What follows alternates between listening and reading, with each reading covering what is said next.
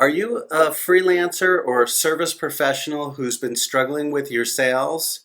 If so, I have some pretty good news for you. Chances are pretty good it's not you, it's not your services, it's the script you've been trying to follow. There's a better way, and in this video, I'm going to take you through what that better way is to improve your sales, increase your revenue, and to make better connections to clients and prospective clients. Corwin, and I'm not a professional salesman, but for 3 decades I worked as a litigation investigator. The vast majority of that time was spent self-employed with my own service business, and I learned along the way how to sell my services to my attorney clients. And by the way, attorneys are pretty discerning about who they hire. It's not just your ability to do the work. They've got to make a connection to you and they have to trust you. So it's that old know, like, and trust. But here's what's really interesting is after I stopped working as a staff person, as an investigator, I moved from California to Minnesota where they just didn't use investigators. And for me, this was a really big challenge because that's what I had been doing other than building, which I had worked on when I was younger.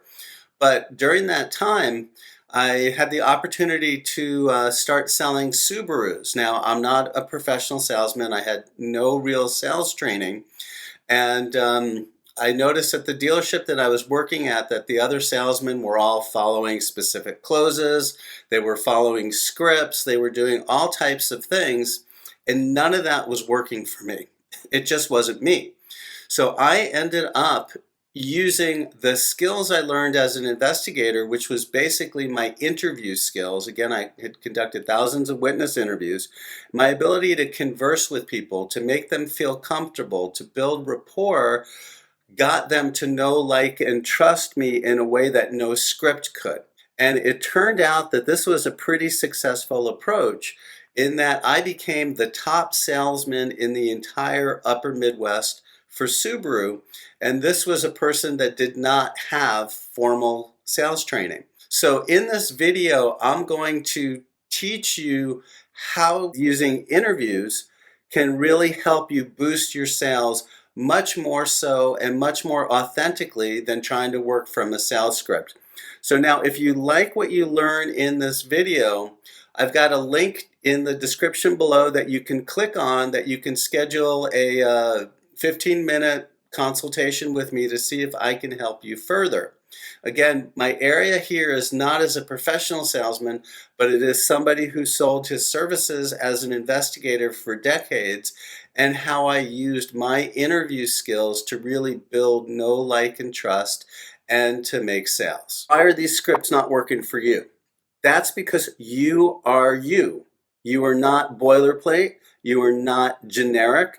And scripts are designed to be like this big broad brush of how you should do it in a certain way and it will work. Well, the problem is it's really not the authentic you. It's somebody else's words that you're trying to incorporate to you. And that just doesn't work. Scripts assume that every single conversation that you'll have with prospective clients goes in a certain path, right? They go from introduction to learning what they need to overcoming objections to making your close. Well, here's the problem with that is your sales conversations aren't necessarily going to go like that. So working from a script means you're trying to bring this other person into your process. And that's not really how it works. Your job is to find out what they need and whether you can help them meet those needs and whether you're a good fit for it. Nowhere in there does that say that that person has to conform to what you want to do. A major problem with scripts is that they focus on you doing the talking, right? They're about what you have to say, not about what the other person has to say. And why I don't like scripts is in order to be able to sell your services, you need to find out what people need. And the way you do that is through listening. It's not through talking. Finally, the last thing that I'm going to say about scripts and why I think they're a bad approach and why I think that they're hindering your ability to sell your services is that they focus on specific techniques. Okay, when you get to this point, you need to do X. At this point, you need to do Y. Um, Here's the problem with that. You're not selling techniques, you are selling you.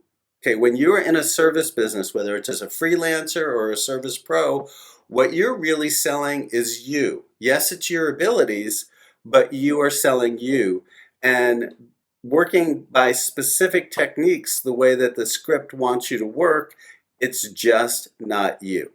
All right, so we talked about why scripts are not going to help you sell your services, even though they're touted as being the approach to do that. Now, here's what I think will help you, and it's the approach that I took and it's the skills I developed that helped me to do this. So here's why I think the interview process, and if you think about sales more as being an interview and conducting an interview than about being part of a technique, I think you're going to find that your sales are going to increase, that you're going to feel more comfortable doing it. And as we all know, when we're more comfortable, we're going to succeed better. So here's what's going on with that. So the art of the interview is about listening. It's not about talking. It's really the only way that you can learn from someone else what they need. It's not by asking them questions and peppering them questions.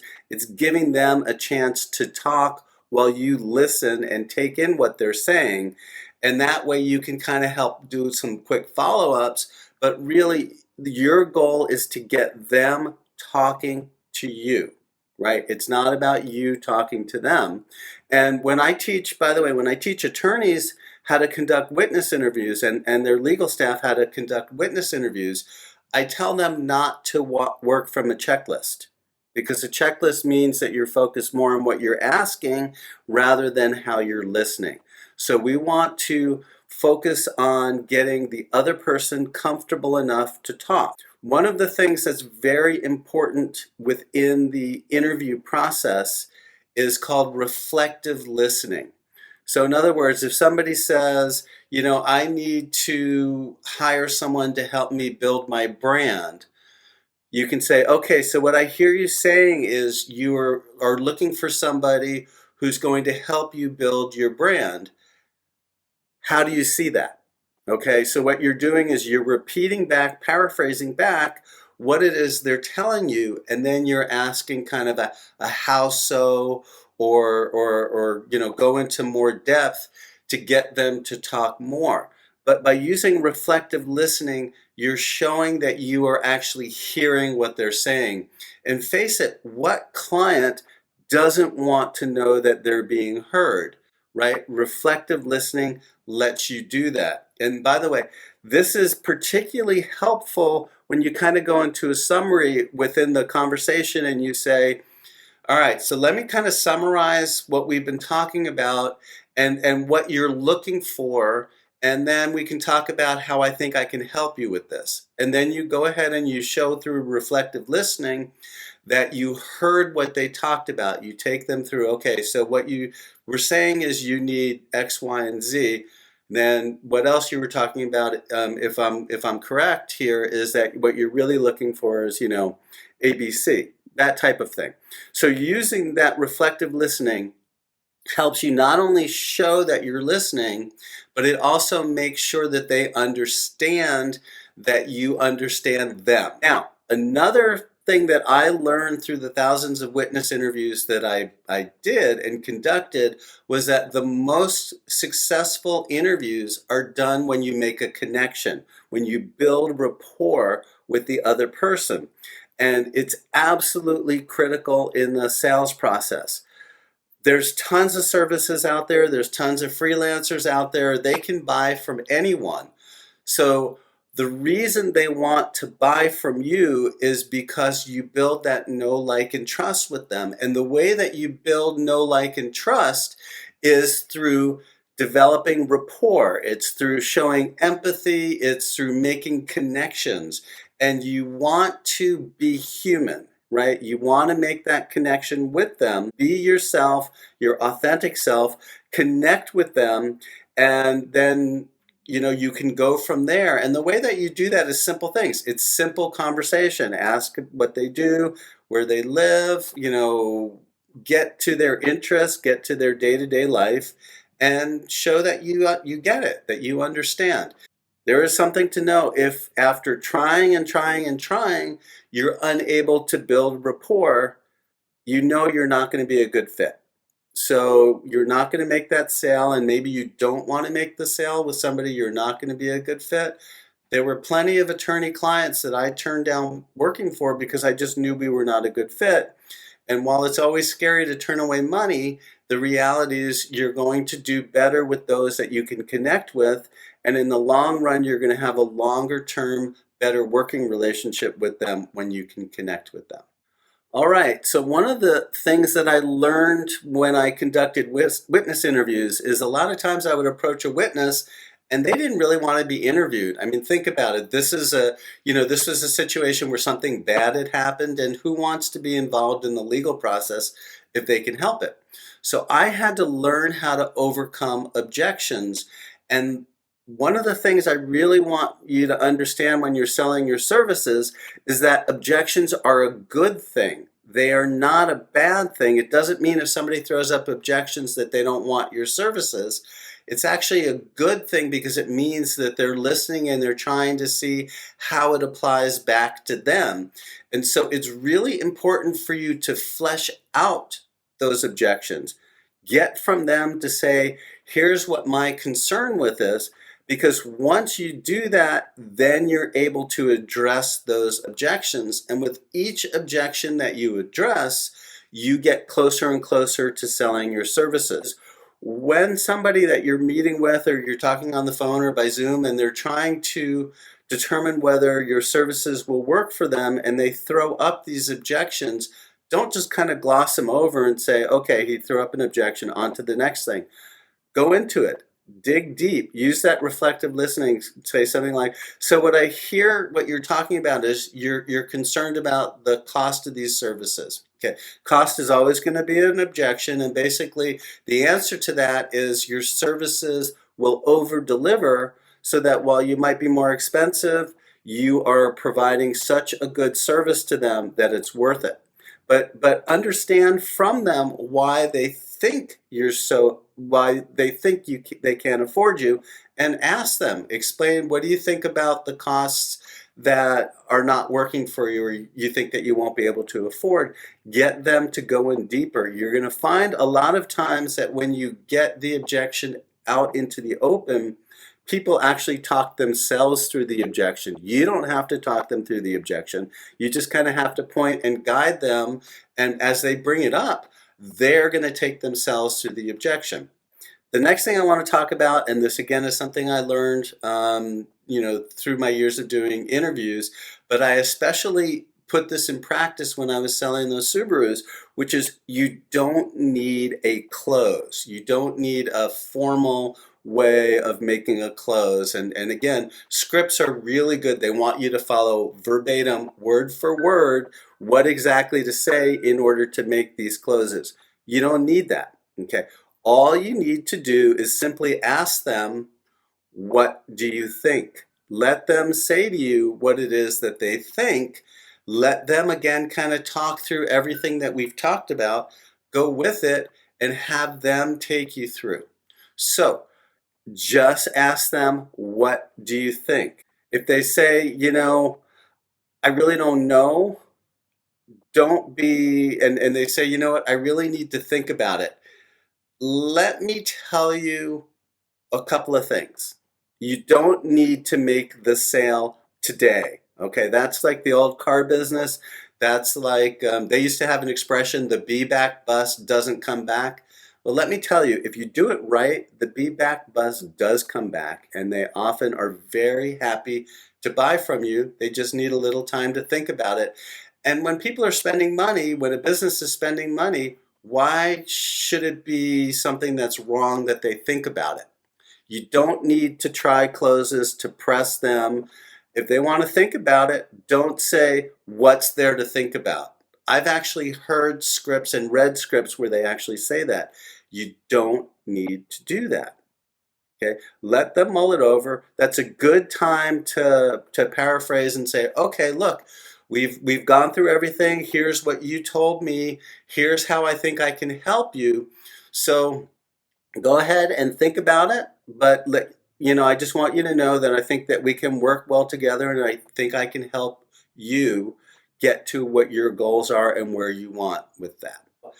When they say I need to think about it, ask them, say something like, okay, let me know what other information you think you might need to help you make a decision. Or, okay, is there any other information I can give you now that you'll want to kind of process as you think about whether to hire me to help you out? But get them to offer if there's something you haven't covered. Another good way of saying that is hey, look, I get that we've gone through a lot of stuff and you have a lot to think about, but is there anything else I haven't covered with you that you think would be helpful for you to know as you make a decision? There's no pressure with that. You're just trying to elicit one final objection from them and see what it is. And also that gives you an avenue to contact them again. It gives you a way back in. Here's another thing I learned from investigation, which is follow up. If somebody doesn't make a decision, reach out to them, and I would do it regularly. I've had witnesses that it took 3 or 4 times of knocking on their door. They were that important to the case to keep trying until they finally said yes, and they agreed to be interviewed. It's the same process with sales. You might want to go back and summarize, maybe do an email proposal based upon what we discussed. Here's how I think I can help you. Give them the kind of the points of where you think you can help them. And then follow up. Check back in. There's no downside to it. The absolute worst thing that's going to happen is they're either going to tell you, no, don't check in anymore, or they're going to ignore you. But in the end of the day, that's not a big deal. It's nothing to be afraid of. And then I also want you to remember one other thing, which is you are not going to sell your services to everyone. There are people that are not going to buy, and that's okay. Don't take it personally. It's not you. It's just you're not a good fit. Maybe they don't have the budget for it, or maybe they ended up not doing what they thought they were going to do and they just didn't need the services. But chalk it up to experience and just keep going. So I hope that you found the tips in this video helpful for you. And I just wanted to kind of remind you that when it comes to selling your services, really who you're selling is you. Yes, it's about your skills, it's about your abilities and how you can help people. But in the end, it's about you. Now, a couple of things as a quick reminder. Interviews are about listening, not talking. You really want to focus on hearing what they have to tell you and eliciting what you think they need to tell you and what they want to tell you. You need to be able to make some connections to build some rapport with them so that they're connecting with you one-to-one on a human scale rather than as a business. You don't want to connect on a business, right? We want to connect on a human scale. Don't be afraid of objections. Objections are not no. They are simply one more process for them to learn about how you can help them. So work with them on that. Elicit any objections. Don't be afraid of that. And just remember, you don't have to get all tense when you want to ask for the sale. Just ask them, what do you think? They'll tell you, right? You don't need to make a lot of pressure on yourself on that. Just let that flow with it. So if you liked what you've learned here and you'd like to talk with me a little bit further, I've got a link right here and in the description down below where you can just book a little 15-minute consultation and we can chat. We can see if I'll be a good fit and I can help you to get to your goals. And if not, it's no harm, no foul. So thank you and appreciate it.